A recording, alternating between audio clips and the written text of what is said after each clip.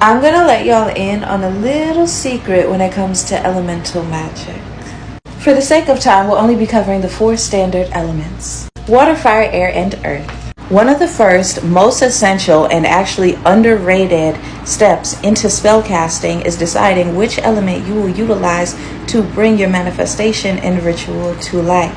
Now, we utilize water for emotional and spiritual matters, fire for matters that need speed, passion, and intensity, air for communication, truth, intellect, and it does add a layer of swiftness depending on what ingredients you use, because air can either be very still or very swift, but that's neither here nor there. Earth for matters needing longevity or pertaining to your physical, mundane world, your finances, opportunities, your reality. This is where so many people get tripped up at, because not only do you have to decide which element you're going to utilize or elements, you have to correlate it to what your intention is, what your goal is with this spell. And it's so rough for people because this is where you have to get realistic and transparent with yourself about the reality of the matter at hand. Prime example, you're doing a self-love ritual.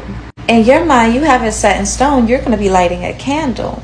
But did you think about why you're doing this self-love ritual? And this is where self-accountability kicks into overdrive, baby. Now, if you're doing this to enhance self-love that you have already accumulated, absolutely, fire would work. It would just intensify that even more. But baby, if you're doing this because your self-love and confidence is at an all-time low, what do you think the fire element is going to do? Intensify that emotion. It may not present itself right away, but in the long run, it will. That's an emotional and spiritual matter. So what do you use for that?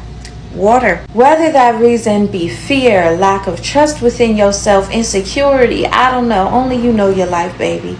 You got to get down to the root of it. And when you get down to the root of it, you can classify which category it falls under, and thus creating a more potent spell by getting down to the nitty-gritty of it. That's the best way I could put it.